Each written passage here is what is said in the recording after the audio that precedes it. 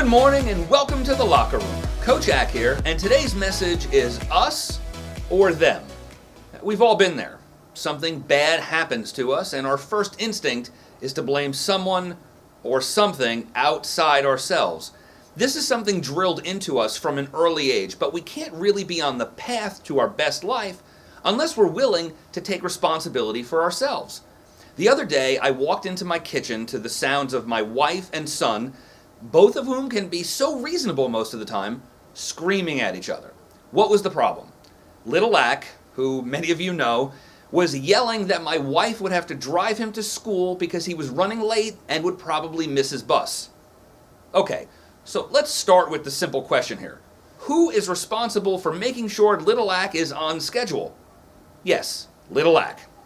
What made this even crazier is that he said the reason he was going to miss the bus is because my wife was taking too long making his lunch. Let's slow down for a sec here. She was making his lunch because he was running late. She was trying to help. And suddenly, he was making her the bad guy in this story. Here's another simple question. Who is responsible for making Little Ack's lunch? Right again, Little Ack. So after all the shouting was over, he ended up sprinting for the bus and making it after all. But we had a good chat about it when he got home from school. How often have we done this? And how often have we actually blamed someone who was trying to help us for what went wrong in our lives? Sure, when things go sideways, and they often do, it's easy to blame the alarm clock, for example.